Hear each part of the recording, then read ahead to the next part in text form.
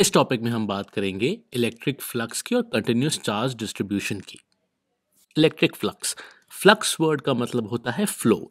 हमने last topic में पढ़ा था कि इलेक्ट्रिक फील्ड को हम इलेक्ट्रिक फील्ड लाइंस से दिखाते हैं।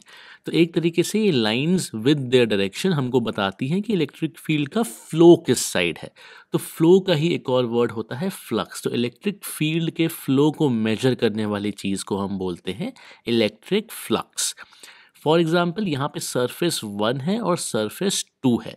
अगर मैं गिवन इलेक्ट्रिक फील्ड लाइंस को देखूं तो मैं ये देखता हूं कि फर्स्ट सरफेस से एक इलेक्ट्रिक फील्ड लाइन क्रॉस कर रही है, जहाँ की सेकंड सरफेस से दो इलेक्ट्रिक फील्ड लाइन क्रॉस कर रही हैं। तो इसको देख के मैं ये कहता हूं कि φ2 इलेक्ट्रिक फ्लक्स थ्रू सरफेस 2 या फिर इलेक्ट्रिक फील्ड का flow through surface 2 is equal to 2 × φ1। मतलब कि यहाँ पे एक इलेक्ट्रिक फील्ड लाइन जा रही है, यहाँ पे दो इलेक्ट्रिक फील्ड लाइन जा रही है, मतलब कि φ2 फ्लक्स थ्रू सरफेस 2 बराबर 2 × फ्लक्स थ्रू सरफेस 1। इसको हम जनरलाइज भी कर सकते हैं और हम कहते हैं कि flux through a surface is directly proportional to number of field lines passing through it, और उसको हम φ से डिनोट करते हैं। इलेक्ट्रिक फ्लक्स डिपेंड करता है कई फैक्टर्स पे। सबसे पहला फैक्टर ऑफ कोर्स है इलेक्ट्रिक फील्ड।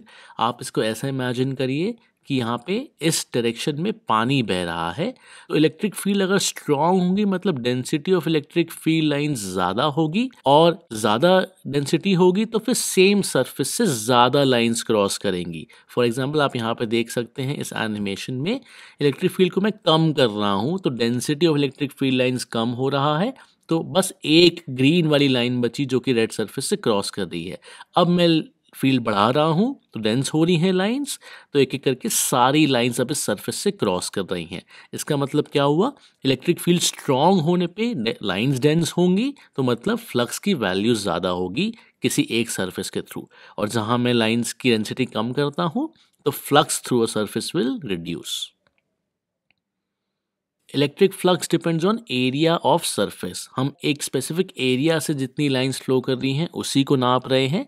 तो यहाँ पे अगर एरिया स्मॉल होगा तो number of field lines passing through it come रहेंगी। आइए एनिमेशन से देखते हैं। यहाँ पे मैं एरिया को कम कर दे रहा हूँ तो आप देख सकते हैं अब बस हरी वाली जो बीच वाली लाइन है वही क्रॉस कर रही है इस सरफेस को। तो अगर एरिया कम होता है सरफेस का तो flux passing through it small हो जाता है।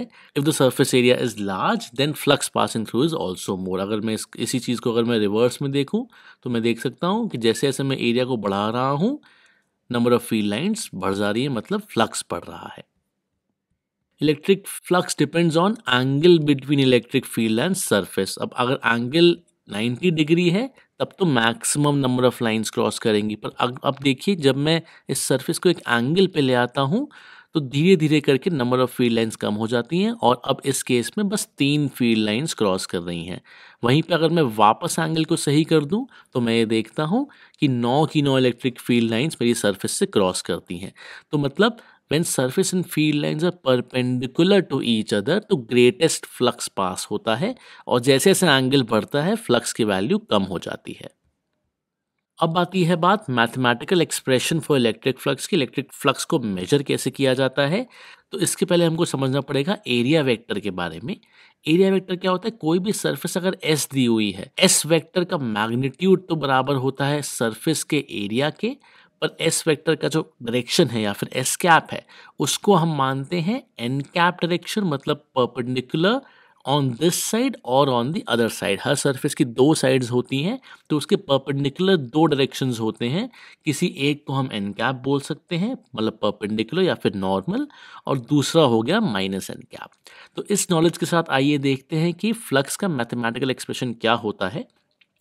फाई की वैल्यू को हम बोलते हैं ई एस कॉस थीटा, मतलब कि ई का component along the area vector, या फिर इसको एक और लिखने का तरीका है E vector dot S vector, जहाँ पे कि एस वेक्टर एरिया वेक्टर है जो हमने अभी पढ़ा था, और ई वेक्टर है यूनिफॉर्म इलेक्ट्रिक फील्ड।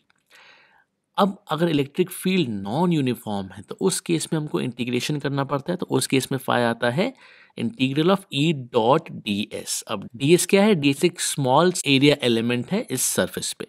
फ्लक्स के बारे में दो बातें और, उसका यूनिट होता है न्यूटन पर कूलम पर मीटर स्क्वायर, और एक स्केलर क्वांटिटी है स्केलर क्वांटिटी कैसे पता है हमको? क्योंकि हमको पता है कि डॉट प्रोडक्ट का आउटपुट हमेशा एक स्केलर क्वांटिटी होती है, मतलब एक नंबर होता है, कोई वेक्टर नहीं होता है, उसमें कुछ डायरेक्शन नहीं होता है, फ्लो बस एक वैल्यू होती है। तो इसीलिए ई डॉट एस एक स्केलर क्वांटिटी होती है। अब एक और कॉन्सेप्ट जो हमको समझ लेना है वो है क्लोज सर्फेसिस का एरिया वेक्टर। फॉर एग्जाम्पल, अगर मैं ds एक स्मॉल एरिया एलिमेंट लूँ तो इसके परपेंडिकुलर एन कैप वैक्टर है और ये मान लीजिए ई का डायरेक्शन है।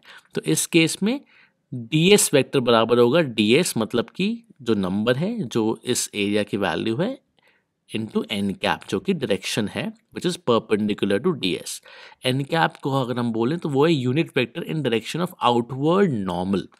क्लोज्ड सर्फेसिस के लिए हम हमेशा मानते हैं कि आउटवर्ड वाला जो डायरेक्शन है वो है एस वेक्टर का डायरेक्शन या फिर एन कैप का डायरेक्शन।